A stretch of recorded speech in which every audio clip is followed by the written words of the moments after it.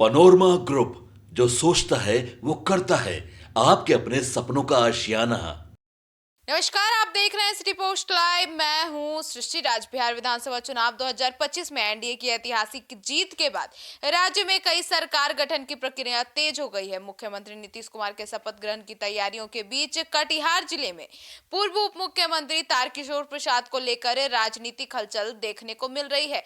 5वीं बार विधायक जीतने के बाद कार्यकर्ताओं और स्थानीय नेताओं ने उन्हें संबंधित एक बार फिर से मंत्री या उप मुख्यमंत्री पद देने की मांग जोर शोर से कर दी है। जी हां, जोरों शोरों से मंत्री पद मांगने की मांग कर दी है। कटिहार में तारकिशोर प्रसाद की स्थिति आपको बता दे तो वो तारकिशोर प्रसाद कटिहार जिले के राजनीतिक माहौल में लंबे समय से सक्रिय रहे हैं। वे पिछले कई कार्यकालों में विधानसभा सदस्य रह चुके हैं और पिछली बार उप मुख्यमंत्री का पद संभाल चुके हैं। उनकी सक्रियता, जनसंपर्क और कटिहार जिले में विकास कार्यों में उनकी भागीदारी ने उन्हें जनता के बीच एक मजबूत लोकप्रियता दिलाई है। अब इस बार 5वीं बार जीत हासिल करने के बाद स्थानीय कार्यकर्ता और राजनीतिक वर्ग मान रहे हैं कि उनका अनुभव और जनाधार उन्हें फिर से मंत्री या उप मुख्यमंत्री बनाने के लिए योग्य बनाता है।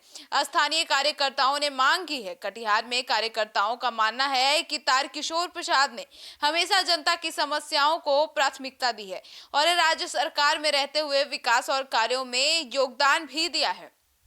इसी कारण से वे उन्हें पुनः जिम्मेदारी देने की मांग कर रहे हैं।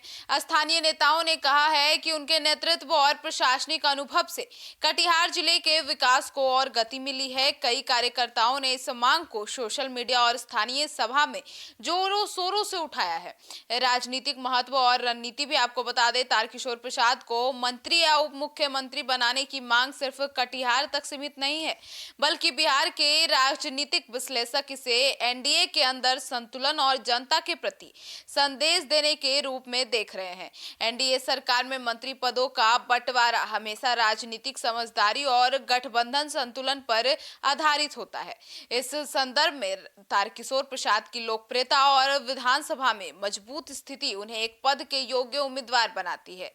शपथ ग्रहण की तैयारियों और संभावित भूमिका भी आपको बता दें, मुख्यमंत्री नीतीश कुमार का शपथ ग्रहण समारोह 20 नवंबर को गांधी मैदान में आयोजित किया गया है, जिस पर हमने एक विस्तारित वीडियो भी बनाया है। अगर आपको नहीं पता तो आप हमारे चैनल पे जाके देख सकते हैं। इस समारोह में देश के कई बड़े नेता शामिल होंगे।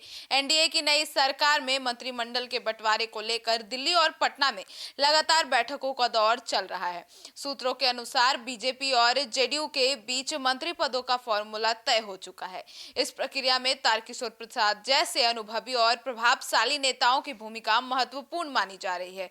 तो मतलब कटिहार में तारकिशोर प्रसाद को फिर से मंत्री या उप मुख्यमंत्री बनाने की मांग राजनीतिक रूप से महत्वपूर्ण है। यह न केवल उनके व्यक्तिगत अनुभव और जनाधार को दर्शाता है, बल्कि एनडीए सरकार के भीतर संतुलन और गठबंधन रणनीति में भी एक अहम भूमिका निभा सकता है।